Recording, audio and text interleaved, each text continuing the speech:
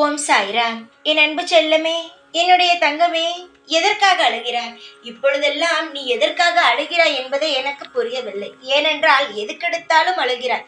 ஒரு விஷயம் நடந்த விஷயத்திற்கும் அழுகிறாய், நடக்க போக விஷயத்திற்கும் அழுகிறாய். சில சமயங்கள் என்ன தெரியுமா செய்கிறாய்? இது நடக்குமா நடக்காதா என்று தெரியாத விஷயத்திற்கெல்லாம் அழுகிறாய். என்னே தங்கமே, என்னை நீ நம்பவில்லையா?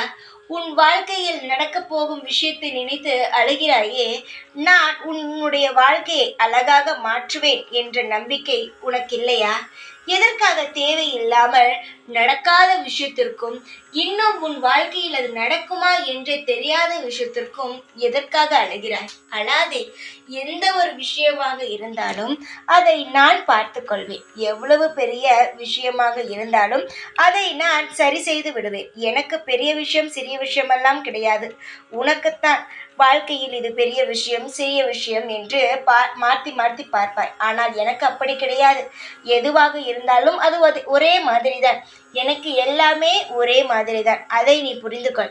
எத்தனையோ பிரச்சனைகள் உன் வாழ்க்கையில் வந்திருக்கிறது. அது அனைத்தையுமே நான் மாற்றி மாற்றி நல்ல விஷயமாகத்தானே செய்து கொடுத்தேன். எதையுமே உன்னை தவிக்க விடவில்லையே. புரிந்து கொள் தங்கமே. உன்னுடைய அழகான வாழ்க்கையில் நான் இருக்கிறேன். அதனால் எதையுமே நினைத்து கவலைப்படாதே. எவ்வளவோ விஷயங்கள் நான் தடுத்து உனக்கு நல்லதை ஏற்படுத்தி தந்தேன் தெரியுமா? அது உனக்கு தெரியாது. நான் எதையுமே சொல்ல மாட்டேன், செய்து கொண்டேதான் இருப்பேன். இப்பொழுதுதான் உன்னிடம் அனைத்தையுமே சொல்கிறேன்.